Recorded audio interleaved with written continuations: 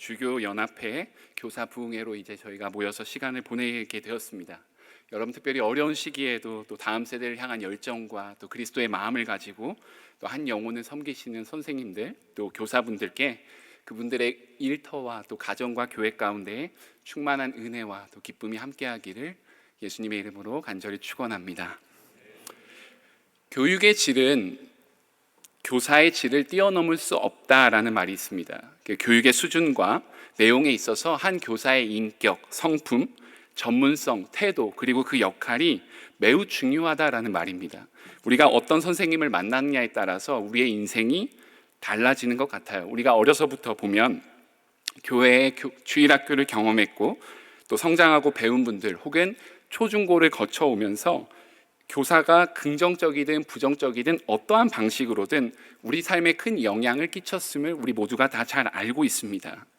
교육이라는 것은 어떠한 한 사람을 의도적이든 의도하지 않던 간에 어떠한 영향과 결과를 낳고 있고 만들고 있다라는 점에서 교육은 여전히 중요합니다. 그런 면에서 다시 한번 말씀드리지만 내가 어떤 교사, 어떤 선생님을 만났냐에 따라서 한 인생의 방향과 열매가 바뀌게 됩니다. 요즘에는 마치 교사의 역할이 축소되고 간과된 것처럼 보이지만 여전히 교사의 역할은 막중한 책임을 가지고 있습니다. 최근에 보면 안타깝게도 신앙의 유산이 다음 세대에 잘 전수되어서 계승되는 가족들이 점차 사라지고 있는 것처럼 보여져요. 많은 학부모들은 자신들이 자녀에 대한 책임, 신앙적 책임과 열심을 갖고 있다라는 것들을 인지하고 잘 알고 있습니다. 그러나 이제 근래에 보면 부모님들이 이제 막 맞벌이를 하십니다. 그리고 또 자녀들이 많이 바빠요. 그러다 보니까 서로 함께 시간을 보낼 수 있는 시간들이 점차 줄어듭니다. 지난 수십 년 전부터는 우리 자녀들에 대한 교육을 이 신앙적인 성장을 이제 어떻게 하기 시작했냐면 아웃소싱, 즉 외주를 주기 시작했습니다. 위탁 교육을 하기 시작한 거예요. 교회 학교의 전도사님이나 또 목사님들 또 혹은 교회 학교의 선생님들께 우리 자녀의 신앙을 책임져 달라고 선생님들께 부탁합니다. 이것을 저는 이제 신앙의 외주화다라고 부르고 싶은데요. 결과적으로 자녀들의 신앙이 외주화되다 보니까 교회 교육과 교회 사역자의 역할은 이전보다 훨씬 더 중요해졌다라는 것을 볼 수 있습니다. 심각한 문제 중에 하나는 뭐냐면 실제로 우리 자녀들의 신앙을 교회 학교가 책임져야 되는데 막상 같이 보낼 수 있는 시간이 매우 적다라는 것입니다. 일주일 144시간 중에서 아이들이 주일날 교회에서 평균 보내는 시간은 88분, 1시간 반이 채 못 됩니다. 어른 예배와 주일학교 예배가 서로 동기화되어 있다 보니까 이 어른 예배 찬양부터 축도까지 자녀들이 교회에 있는 시간이 대략 그 정도예요. 일주일 동안 자녀들이 세상에서는 유튜브, 쇼츠, 릴스 그리고 학교와 학원에서 보내는 시간들에 비해서 교회가 자녀들을 함께 양육하고 가르칠 수 있는 시간이 매우 적습니다. 미국에서는 드랍 앤 픽업 페런츠라는 말이 있는데요. 우리말로 번역하면 떨태기 부모라는 말입니다. 주일날 주차장에서 아이들을 주차장에 떨궈주고 그리고 이 아이들이 주일 예배를 드리고 난 다음에 다시금 주차장에서 만나서 태워서 가는 부모를 떨태기 부모님이라고 말합니다. 물론 이것으로 우리가 신앙적 책임을 다했다라고 보긴 어려워요. 그저 자녀가 집에서 일주일에 한 번 정도 교회에 데려다주고 자녀에 대한 신앙적 성장과 또 인격적 성숙을 우리가 기대하기란 매우 어려운 일입니다. 물론 지금 같은 시대를 보면 우리 자녀들을 신앙적으로 양육하기가 매우 어려운 때입니다. 부모와 자녀가 서로 바쁘고 또 서로 돌보거나 함께 할 수 있는 여유나 시간이 너무 적습니다. 부모인 나도 믿음으로 살아가기 너무 힘든 세상이고 날마다 믿음의 신앙의 도전과 위협을 받고 있는데 내 자녀를 어떻게 내가 잘 양육하고 신앙을 성장할 수 있도록 도울까? 이것에 대해서 염려하고 고민할 수밖에 없죠. 별로 할 수 있는 게 없는 것처럼 느껴집니다. 교사 선생님들 또한 보시면 일주일에 한 번 만나서 1시간 반이라는 시간 동안에 그나마 예배 시간을 제외하면 공과 시간 20-30분 동안 아이들 10명 혹은 15명의 아이들과 눈 한 번 마주치고 대화하기가 쉽지 않습니다. 주일날 오전 일찍 와서 봉사하려다 보니까 그것도 여간 쉬운 일은 아닙니다. 특별히 작은 중소형 교회에서는 이제 저도 그랬습니다만 저희 아버지가 작은 교회를 목회하실 때 1부 예배를 가서 드리고 2부 예배는 성가대하고 찬양팀도 하고 또 방송팀도 하고 또 주일학교 교사도 합니다. 1인 다역을 감당해야 합니다. 그러다 보니까 자녀들을 믿음으로 우리 아이들을 잘 집중해서 양육하기가 교사 입장에서도 매우 매우 어렵습니다. 어려운 형편과 상황 속에서 오늘 말씀을 통해서 특별히 교사 선생님들과 학부모분들 그리고 성도님들에게 도전하고 싶은 것은 이것이에요. 교육의 질은 교사의 질을 넘지 못하듯이 여러분들이 먼저 주 안에서 든든하고 강건한 믿음을 지니며 절망 가운데서도 소망을 지니고 위기 가운데서도 그리스도 안에서 그리스도가 하신 일을 기대할 때, 우리가 기도로 이 모든 일에 마음을 전심전력해서 나아갈 때 다음 세대를 향한 하나님의 꿈과 비전과 소망들을 우리가 함께 경험할 수 있다라는 것입니다. 저는 늘 교육을 하면서부터 교사가 먼저 바로 세워지고 온전해야만 이 일을 감당할 수 있다라고 우리 학생들, 학과 학생들에게 가르칩니다. 즉 교사가, 부모가 먼저 영적으로, 관계적으로, 정서적으로, 인격적으로 그리스도 안에서 충만하고 강건해야, 건강해야 우리가 한 영혼을 책임지며 그를 성장시키고 양육할 수 있습니다. 또한 부모가 하나님 앞에서 바른 믿음을 가지고 먼저 살아야만 또한 자녀를 온전한 길로 인도할 수 있습니다. 오늘날 우리 자녀들이 처한 상황을 보면 마치 광야와 같은 것 같아요. 광야는 어찌할 바 없는 상태를 말합니다. 왼편으로 가야 할지 오른편으로 가야 할지 캄캄한 어둠 속에서 방황하고 있습니다. 여러 위협들이 동시다발적으로 막 닥쳐오는 세상 속에서 무엇을 의지하고 붙잡아야 될지 방황하고 있습니다. 미래를 꿈꿀 수 없고 소망을 꿈꿀 수 없는 세대처럼 보입니다. 그러나 우리가 결코 놓칠 수 없는 꿈 하나가 있다면, 간절히 바라야 하는 그 소망이 있다면, 우리의 자녀들이 광야 속에서 하나님의 구원을 경험하는 것, 그리스도를 인격적으로 만나는 것, 성령 가운데 인도함을 받는 복된 인생이 돼서 영원한 참 생명을 우리와 함께 누리는 그것입니다. 오늘 말씀을 통해서 이 참된 소망을 발견하고 다시금 부모로서 또 교사로서 또한 예수를 먼저 만난 한 성도로서 어떻게 다음 세대를 세우고 도울 것인지 도전받는 시간이 되기를 소망합니다. 오늘 본문은요, 이번 학기의 합동총회의 여름성경학교의 공과 주제의 말씀입니다. 출애굽기 15장 2절 말씀인데요, 출애굽기는 여러분이 잘 아시다시피 이스라엘 백성이 이집트, 애굽에서 400년 이상을 노예의 신분으로 지내다가 이제 약속의 땅으로 인도받는 내용을 드라마틱하게 다루고 있어요. 특히 오늘 우리가 읽은 이 말씀의 본문은 모세의 노래 혹은 바다의 노래라고 불리는 것의 핵심 구절입니다. 이 노래는 이스라엘이 경험한 이 기적적인 신앙에 대해서 하나님께 고백하는 위대한 신앙 고백의 첫 구절입니다. 오늘 장면을 우리가 한번 상상해 봐서 그 시대로 돌아가 보면 성인 장정만 60만 명 대군이었던 이스라엘의 수많은 백성들이 이제 이집트에서 막 탈출합니다. 간신히 탈출했지만 바로의 마음은 여전히 강팍합니다. 지금 이스라엘의 코앞에는 수십 미터, 최소한 10km 이상 이동해야 하는 바다가 놓여져 있고, 뒤로는 파라오의 수백 개의 병거들, 무서운 군대가 맹렬하게 쫓고 있습니다. 이스라엘 백성의 힘과 능력으로 할 수 있는 일이 아무것도 없습니다. 오직 하나님만 바라보고 하나님만 의지할 수밖에 없는 위험천만한 상황을 마주하고 있는 거예요. 결과는 우리가 다 잘 알고 있습니다. 이스라엘의 수없이 많은 군사들이 바다에서 죽임을 당했고, 이스라엘 백성은 온종일 이 바다를 건너서 모두가 다 안전하게 반대편 길에 도달합니다. 이 말씀 한 구절에 보면 광야길에서 우리가 어떻게 자녀들을 빛 가운데, 소망 가운데 인도해야 될지에 대해서 도전의 말씀이 잘 나와져 있습니다. 오늘 말씀 본문의 내용을 제가 그대로 따라서 세 가지 중요한 포인트를 함께 나누고 말씀을 전해보려고 합니다. 먼저 첫 번째 포인트는 여호와가 나의 힘이요 나의 노래다라는 고백이 부모된 우리에게, 교사된 우리에게, 성도된 우리에게 먼저 있어야 된다라는 것입니다. 부모로서 우리가, 교사로서 가장 긴급하게 해결해야 될, 회복해야 될 내용입니다. 여호와가 나의 힘이시며 나의 노래이시다. 하나님이 우리의 능력과 기쁨의 이유이시며 찬양의 이유이시며 절망 가운데서도 하나님께서 나를 붙드시고 인도하신다라는 그 믿음의 고백이 우리 가운데 먼저 있어야 합니다. 성경에 보면 오늘 말씀과 비슷한 고백들이 곳곳에 등장합니다. 대표적으로 시편에 보면 여호와는 나의 힘이요 나의 찬송이시요 또 나의 구원이 되셨도다라고 고백하고, 이사야서에 보면 보라 하나님은 나의 구원이시라 내가 신뢰하고 두려움이 없으리니 주 여호와는 나의 노래시며 나의 구원이심이라. 이 시편 기자와 이사야 선지자는 믿음과 신앙의 위기 속에서 시련을 경험했던 자들입니다. 그러나 이 모든 고난과 위기를 통과한 다음에 마침내 이들이 이렇게 노래하는 겁니다. 그런 면에서 우리도 스스로 물어야 할 질문들이 있습니다. 하나님이 진정 우리 삶의 힘의 근원이시며 노래가 되는 삶을 우리가 살아내고 있는가? 하나님 때문에 정말 기쁜가? 그리스도 때문에 우리의 인생에 기쁨과 만족과 감사가 있는가?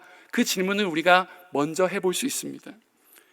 사랑하는 성도 여러분들은 지난 한 주 동안 무엇을 의지하고 무엇을 신뢰하며 무엇을 바라고 소망하며 사셨습니까? 혹은 어떠한 염려와 어떠한 걱정과 고민과 근심거리로 지난 한 주를 보내셨습니까? 우리 자녀들에 대해서는 무엇 때문에 기뻤고 때로는 무엇 때문에 우리 자녀들이 짜증나고 화나고 분노하셨습니까? 우리가 자녀들에 대해서 어떠한 기대와 소망을 가지고 있습니까? 하나님이 우리의 기쁨이시고 힘이시고 노래이셔야 되고 이것을 몸소 보여주는 삶이 우리 자녀들에게 보여줘야 됩니다. 그런데 슬픈 현실이 하나 있어요. 자녀에게 우리가 좋은 신앙과 믿음을 가지라고 하지만 실제로는 남들보다 더 잘 먹고 잘 사는 것, 편히 사는 것이 중요하다라고 행동하는 사람들이 많이 있다라는 겁니다. 주일 성수가 우리가 중요하다라고 자녀들에게 가르치지만 서울의 중대형 교회는 중고등부는 중간고사와 기말고사가 되면 20%에서 30%의 출석률이 급감합니다. 이게 교회 다니는 것도 중요하지만 세상에서 성공하는 것이 훨씬 더 중요해라는 시그널, 그 신호를 우리 자녀들에게 우리가 암묵적으로 주고 있는 거예요. 더 안타까운 사실은 주일날 학원에 보내는 비율이 새신자의 자녀들보다 중직자 자녀들의 비율이 더 높다는 거예요. 돈이 삶의 전부가 아니다라고 가르치지만 실제로는 돈 때문에 절절매고 돈 때문에 부부가 자녀 앞에서 다툼을 합니다. 기쁨으로 살아야 되는데 늘 불평과 불만과 원망들을 집안에서 쏟아놓습니다. 제가 청년부 때 가르쳤던 학생이 하나 있는데 이 친구가 주일날도 맨날 빼먹고 놀러가고 골프 치러 가고 신앙생활을 잘 안 하는 거예요. 그래서 제가 물어봤습니다. 너네 부모님은 대형교회에 알만한 안수 집사님이시고 신앙생활을 잘 해왔는데 왜 너는 바르게 하지 않느냐라고 물었어요. 근데 이 친구가 대답하기를 자기는 어려서부터 부모님 때문에 매주 어쩔 수 없이 교회에 쫓아갔대요. 그런데 가는 내내 부모님이 이 차에서 서로 소리를 지르면서 그렇게 싸우셨다라는 겁니다. 근데 주차장에서 부모님이 내릴 때 갑자기 이제 스마일 미소를 띠시면서 성도님한테 어머 집사님 안녕하세요 하면서 인사를 하더라는 거예요. 그리고 다시 교회 일이 끝나고 다시 차에 타면은 바로 두 분의 싸움이 시작됐다라는 겁니다. 그래서 교회 갔던 기억이 너무 좋지 않은 거예요. 그래서 나중에 성장해서도 자기가 교회 갈 때마다 그때의 그 기억이 자꾸만 생각나고 상기돼서 그렇게 불편하고 안 좋을 수가 없다라는 겁니다. 여러분, 일반 교육학 용어 중에 잠재적 교육 과정이라는 말이 있어요. 실제로 우리가 교육 내용에서는 가르치지 않고 의도하지 않았지만 실제로 학생들이 배우게 되는 가치, 태도, 행동 양식들을 말합니다. 신앙생활에서 이 내용을 우리가 살펴보고 적용해 보면 이런 거예요. 우리가 자녀들에게 하는 말은 대부분 신앙적으로 다 좋은 말들입니다. 정직하게 살아라, 진실하게 살아라, 베풀며 살아라, 주일 성수해라.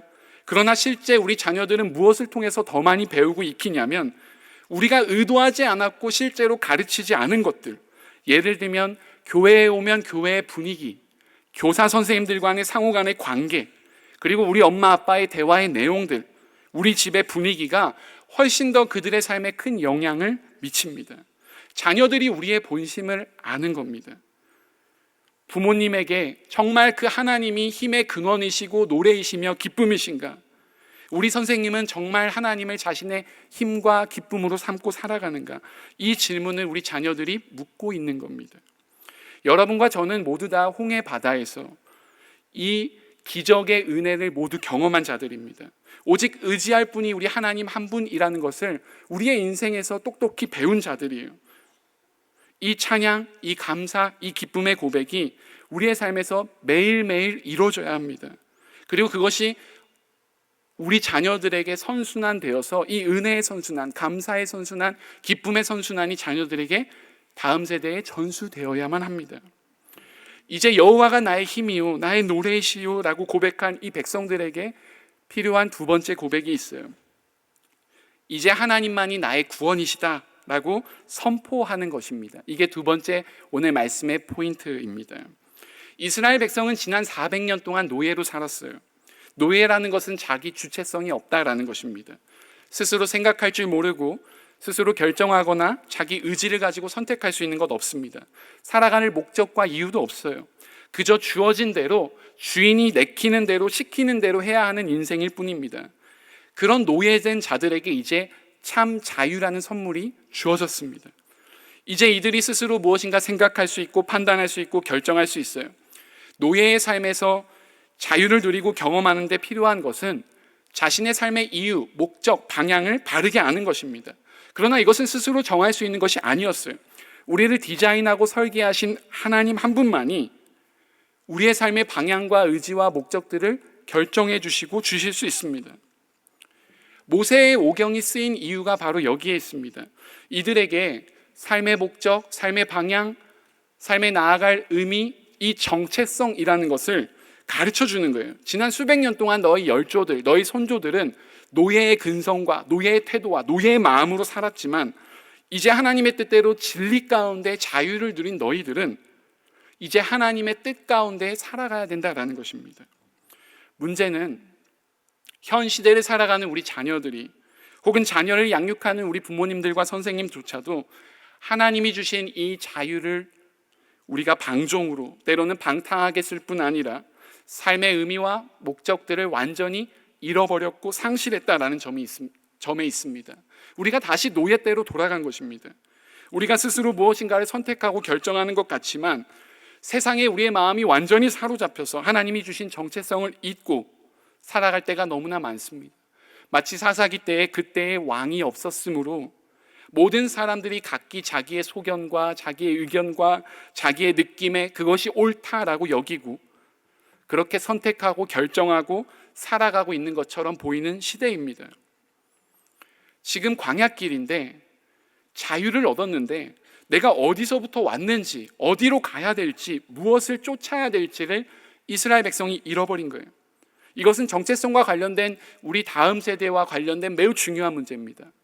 여러분, 우리 자녀들에게 한번 질문해 보십시오. 얘들아, 우리가 사는 목적과 이유가 뭘까? 너가 중요하게 생각하는 가치가 무엇이니? 이 사회에서 넌 어떤 역할을 하고 싶니? 너가 어떤 존재인지에 대해서 한번 말해볼 수 있니? 대부분 머뭇머뭇하고 아이들이 대답을 하지 못합니다. 그저 바쁘게 부모가 이것저것 하라는 대로 살아가고는 있는데 삶의 의미와 목적을 발견하지 못합니다. 게다가 아이들은 이 정체성 문제를 넘어서서 자기가 자기 스스로를 존중히 귀하게 여기는 마음인 자존감, 셀프 이스팀이라는 용어가 있는데 이것이 무너지기 시작했습니다.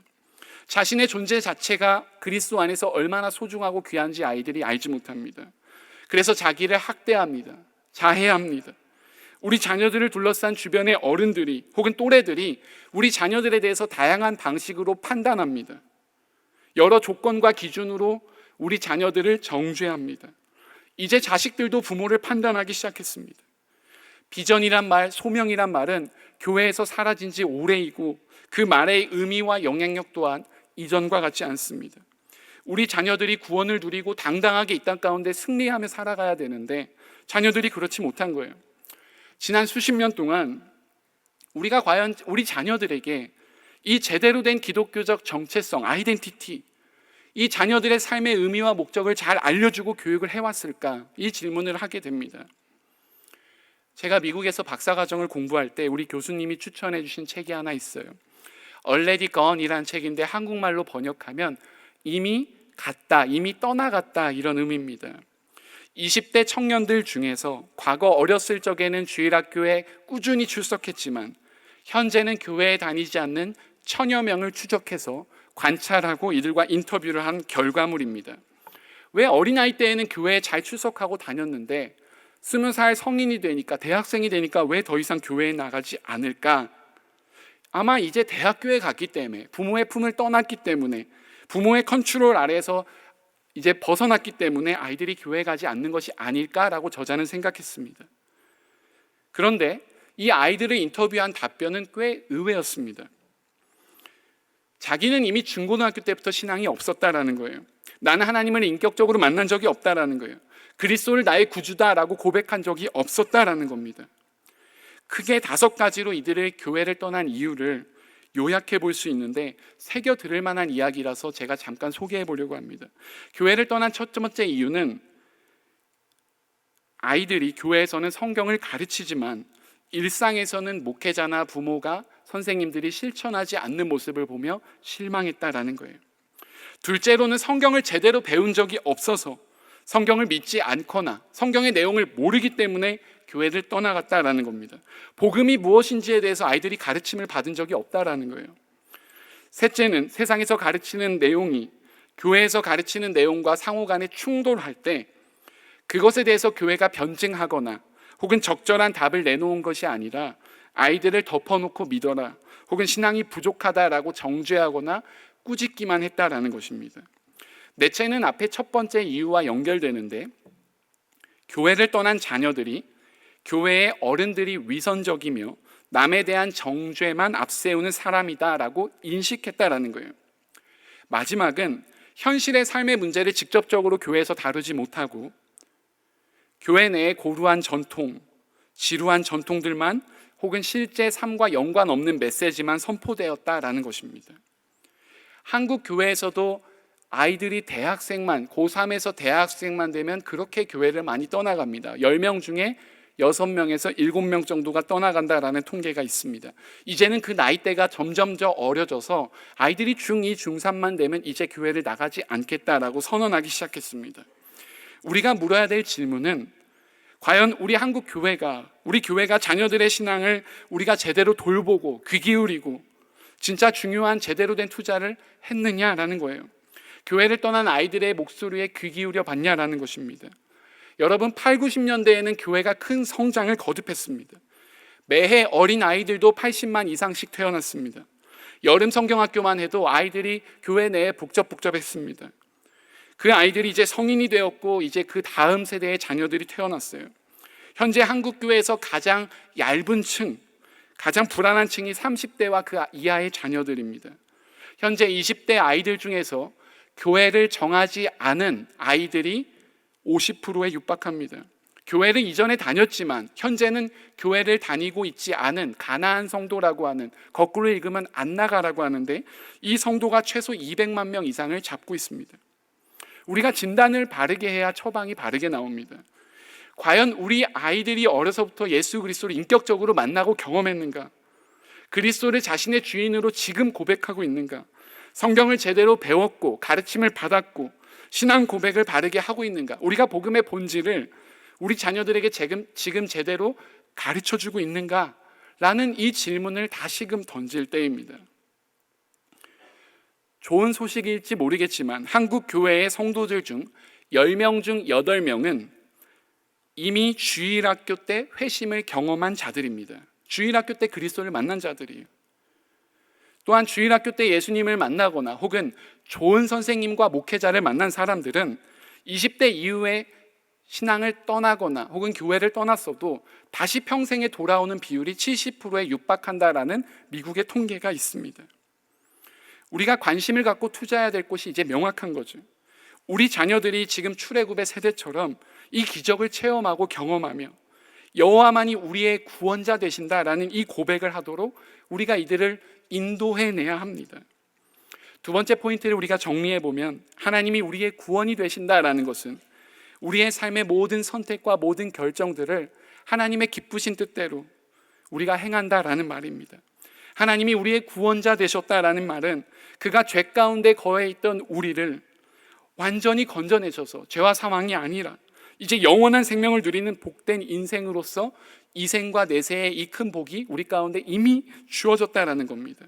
이제 이 구원을 누린 자들이 마땅히 해야 될 반응이 무엇인가 생각해 보면 그것은 앞에 포인트와 연결되는데 기쁨과 감사입니다.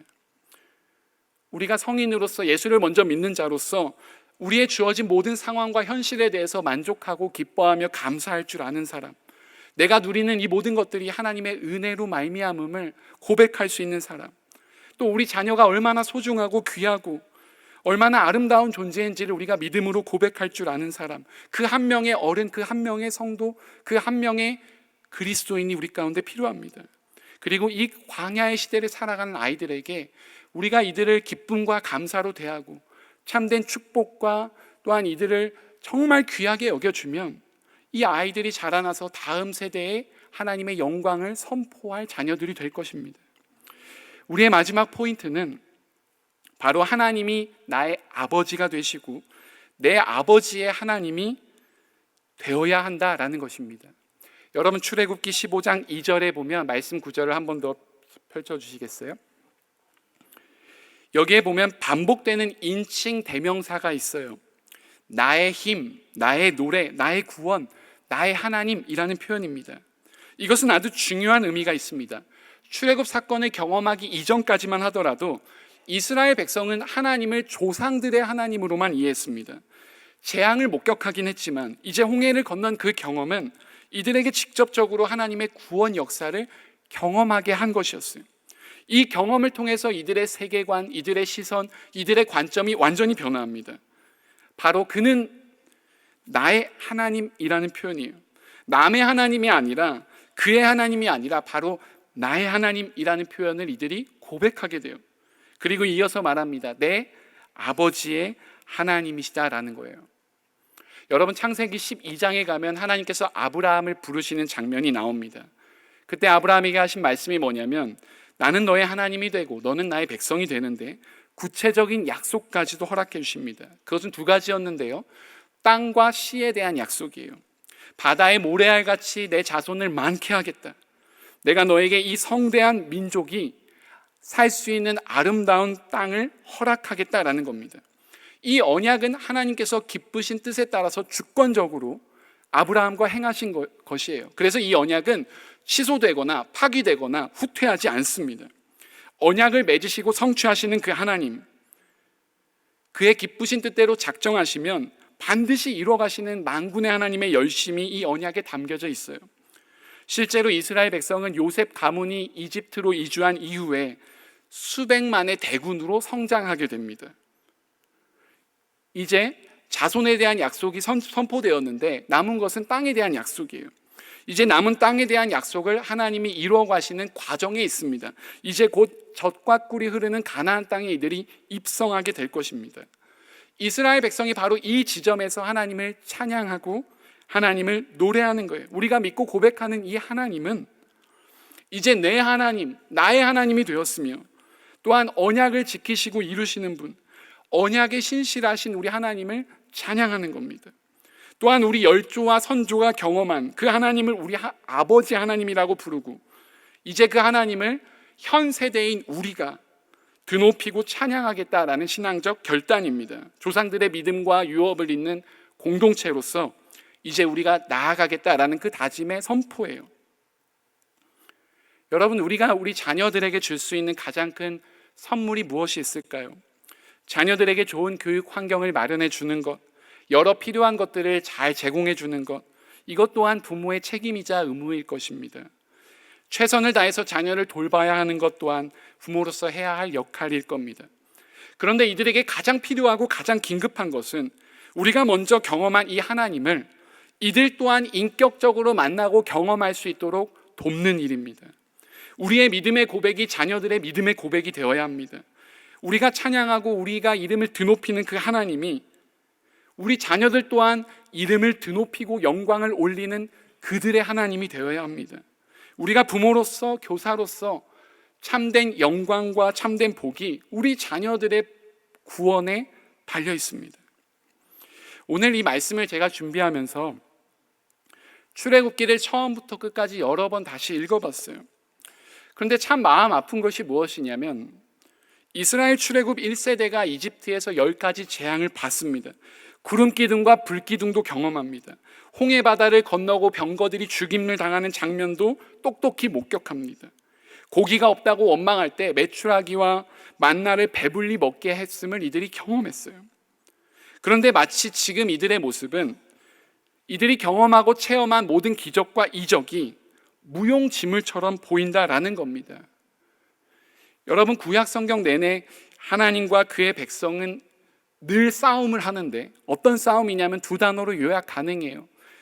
Remember와 forget입니다. 기억과 잊음이에요.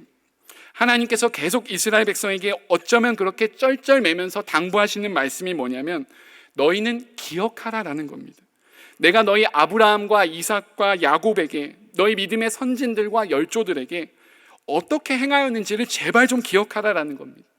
이스라엘 백성의 응답은 무엇이냐면 하나님이 도대체 언제 우리 가운데 기적을 베풀고 은혜를 베풀고 선대하셨냐라고 이들이 반문합니다. 홀라당 자신이 받은 은혜를 다 잊어버립니다. 그리고 지속해서 이들이 하는 일이 뭐냐면 불평과 불만과 원망입니다. 배은망덕도 이런 배은망덕이 없습니다.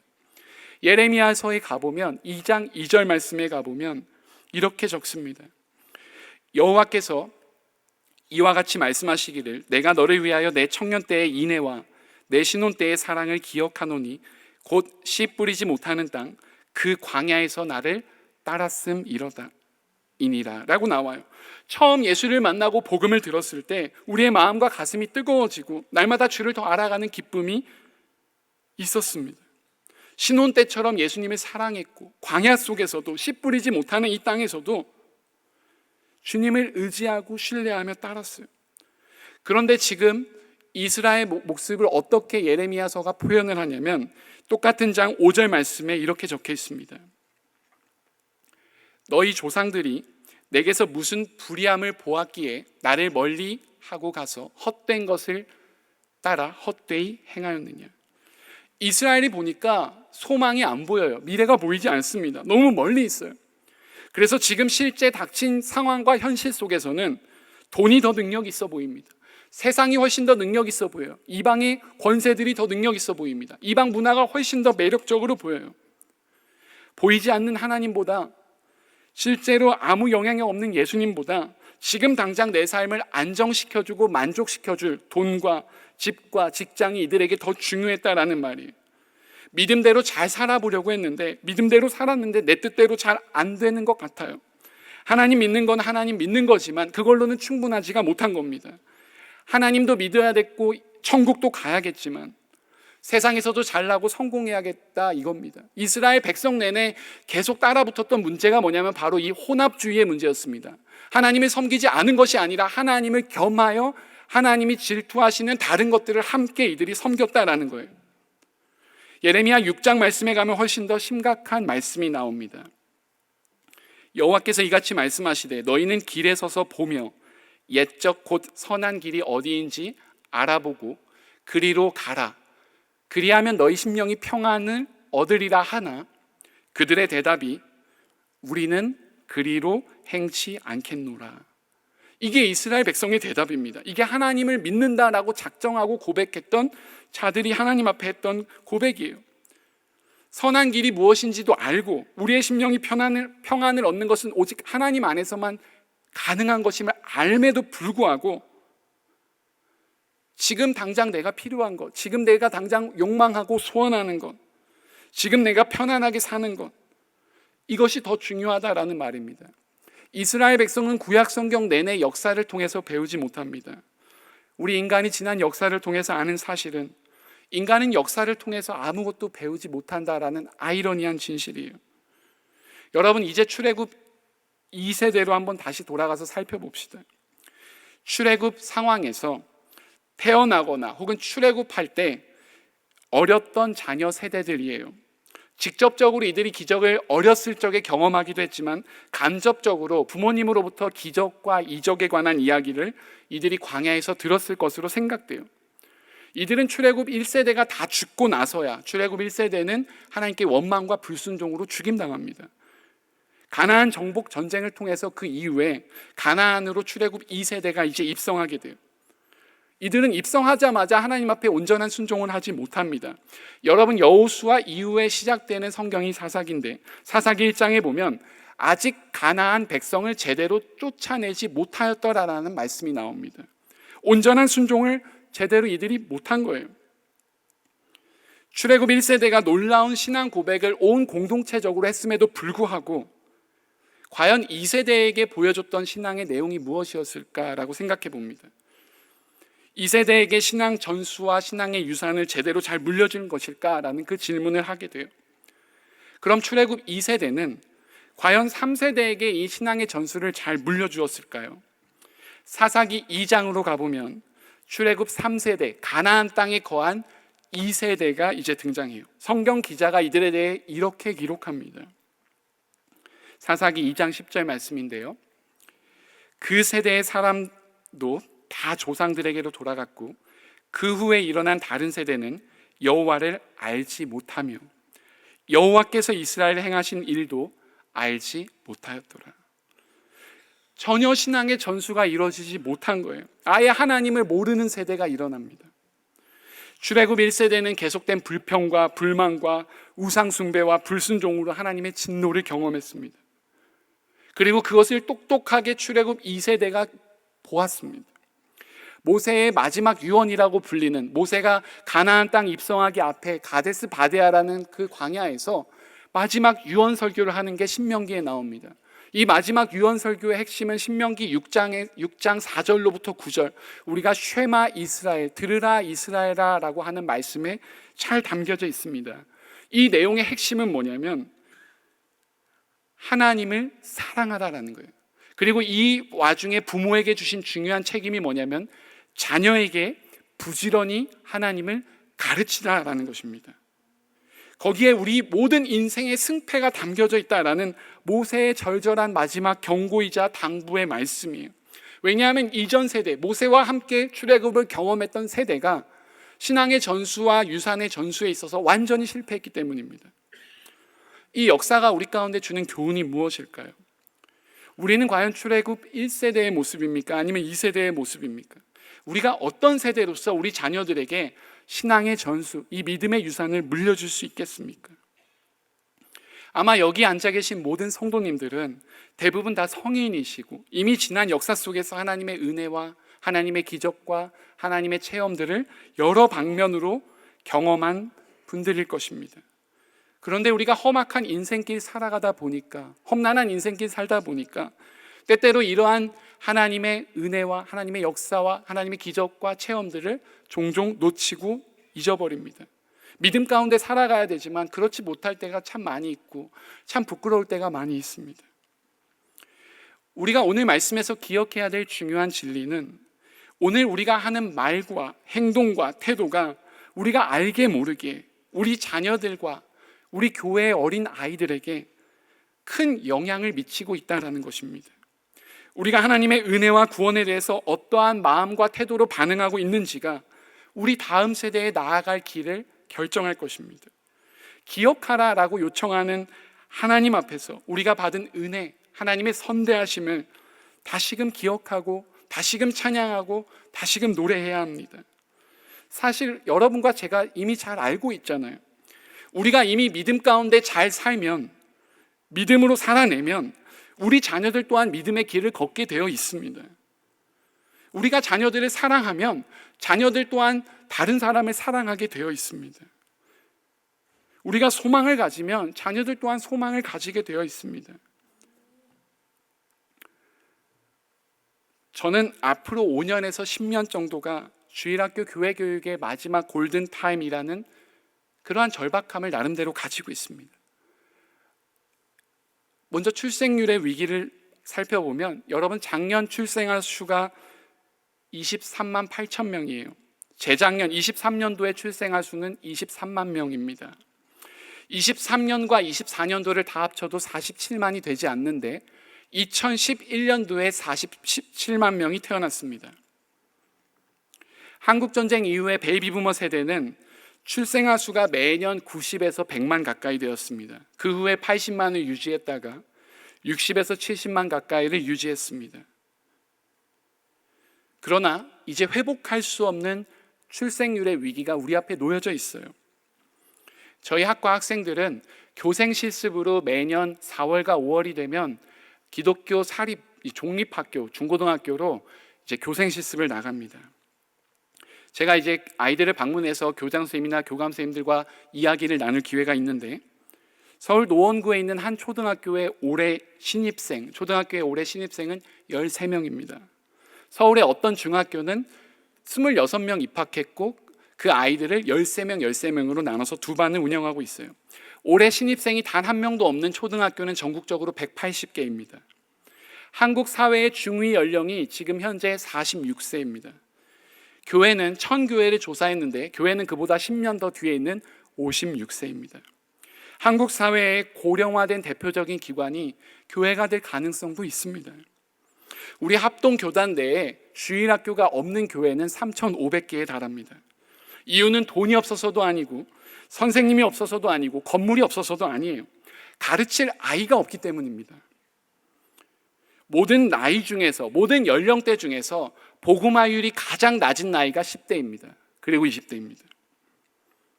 지금이 기독교 교육의 승패를 가를 수 있는 골든타임이라고 말씀드렸는데, 골든타임은 다른 말로 하면 적기, 적절하고 적합한 시기다라는 말입니다. 그 이유는 이 위기가 곧 기회일 수도 있기 때문입니다. 청소년들과 대학생 친구들과 얘기를 나눠보면 많은 아이들이 굉장히 지치고 피로하고 힘들어합니다. 이해는 잘 안 갑니다. 솔직히 우리 자녀들이 무엇 때문에 그렇게 힘들고 어려운지는 알긴 알겠는데 완전히 피부에 와닿지는 않아요. 그런데 아이들이 늘 하는 말 중에 하나가 피곤하다라는 말이에요. 아이들이 무기력해합니다. 지금 초등학교 선생님들이 가장 다루기 힘든 아이 중에 하나가 분노 조절 장애도 있고 ADHD도 있겠지만 그냥 무기력한 아이입니다. 아무 의지가 없고 아무 할 어떤 태도나 마음이 전혀 없는 친구들이에요. 이들이 삶의 의미와 목적을 몰라서, 알지 못해서, 찾지 못해서 방황하고 있습니다. 23년도에 자해와 자살을 시도한 10대 청소년들은 하루 17명입니다. 매년 그 수는 증가하고 있습니다. 그런데 또 한편으로는 이들이 살아갈 삶의 이유와 목적을 찾는 아이들이 많이 있어요. 자기가 누구인지, 또 무엇을 위해서 헌신해야 될지, 어떤 가치를 위해 살아야 될지, 즉 자신의 삶의 정체성을 얻고자 하는 그 간절함을 가진 아이들이 우리 주변에 많이 있습니다. 이들에게 하나님의 복음이 선포된다면, 복음이 이들의 마음속에 심기어진다면, 이들이 얼마나 귀하고 소중한 존재인지를, 하나님 앞에 부름받은 그 존재인지를 이들이 깨닫고 하나님을 만난다면, 그럼 다음 세대는 분명한 소망이 있습니다. 출애굽 1세대의 실패와 연약함에도 불구하고 하나님은 출애굽 2세대를 부르시고 그들에게 또한 은혜를 베푸십니다. 하나님을 전혀 알지 못했고 하나님이 행하신 일도 기억하지 못했던 3세대에게도 하나님은 여전히 은혜를 베푸시고 하나님은 그의 구원 역사를 써내려 가셨습니다. 다시 말씀드리자면 우리의 연약함에도 불구하고, 우리의 무지함에도 불구하고, 우리의 부족함에도 불구하고, 때로는 우리가 믿음 없이 반응하기도 하고, 때로는 감사하고 찬양하지 못하는 때도 너무나 많지만 여전히 우리네 인생에도 하나님의 은혜는 깃들여져 있고 하나님의 은혜는 충만히 부어지고 있습니다. 우리가 행하는 수고와 노력보다 하나님께서 행하신 일이 훨씬 더 큽니다. 여러분, 우리가 하는 이 기독교 교육, 주일학교 사역은 결코 쉽지 않고 어려운 길인 것 같아요. 누가 잘 알아주는 사역도 아니고요, 교회에서 잘 눈에 띄게 드러나는 사역도 아닙니다. 매해마다 초등학교, 중학교, 고등부 부서에서 선생님을 찾기 위해서 사역자들이 그렇게 애를 씁니다. 보통 30%에서 40%의 선생님들이 매년 바뀌고 있어요. 초중고 실제 현장에 있는 선생님들은 아이들이 이전보다 훨씬 더 양육하고 교육하기가 어려워졌다라고 이구동성으로 말합니다. 더 까다롭고 또 때로는 더 예민하고 때로는 쉽게 지치고 포기하는 아이들을 보면서 어떻게 이들을 대우해야 될지 잘 모르겠다라고 이야기해요. 우리가 하는 이 주일학교 사역은 정말 쉽지 않고 어려운 일인 것 같습니다. 기다림과 인내가 필요합니다. 오랜 시간이 지나서야 그 열매를 맛볼 수 있는 사역입니다. 교육의 질은 교사의 질을 뛰어넘지 못한다라고 서두에 말씀드렸지만 참 감사한 것은 일반 교육과 다르게 우리의 수고와 우리의 노력 그 이상으로 하나님께서, 성령께서 주권적으로 간섭하시고 역사하셔서 우리와 함께 이 일들을 감당해 주신다라는 것입니다. 여러분, 지난 20세기 기독교 교육, 복음주의 기독교 교육이 놓친 가장 중요한 사실 중 하나가 성령의 초월적이고 임재의 역사를 놓친 것입니다. 우리는 최선을 다해서 교육 환경을 마련해주고 우리의 교회에 예산을 쏟아붓고 전심전력해서 아이들을 섬기고 또 선생님들을 섬기며 교육해야 할 것입니다. 그러나 성령의 역사가 없다면 이 모든 것들은 다 헛것입니다. 우리 안에 계시고 우리 자녀들 안에 살아계시는 그 성령님의 역사와 일하심을 통해서 우리가 이 모든 열매들을 하나님 안에서 밝히 경험하게 될 것이에요. 이제 말씀을 맺으려고 하는데요, 많은 분들이 이러한 질문을 하곤 합니다. 과연 다음 세대에도 우리가 8, 90년대에 누렸던 그 하나님의 부흥을 다음 세대가 경험할 수 있을까요? 다음 세대에 하나님의 부흥이 있을까요? 아이들이 이렇게 적고 아이들의 절대적인 숫자도 적고 복음화율도 낮은데 우리가 어떤 것을 기대할 수 있을까요? 라고 사역자들과 선생님들이 질문합니다. 이 질문의 대답은 부흥의 역사와 성령의 역사는 우리가 하는 것이 아니라 하나님께서 강권적으로 일하시고 역사하시면, 하나님이 기뻐하시면 그 일은 반드시 일어날 수 있다라는 거예요. 저는 다음 세대에도 큰 부흥의 세대가 일어날 수 있으리라고 기대하고 확신합니다. 하나님이 역사하시고 일하시면 그는 무엇이든 하실 수 있는 분이에요. 그 믿음이 우리 가운데 있어야 합니다. 한 영혼이 우리를 통해서 변화되고 그리고 그 변화된 영혼이 하나님께 영광을 돌리면 이것이 부흥의 발판이 됩니다.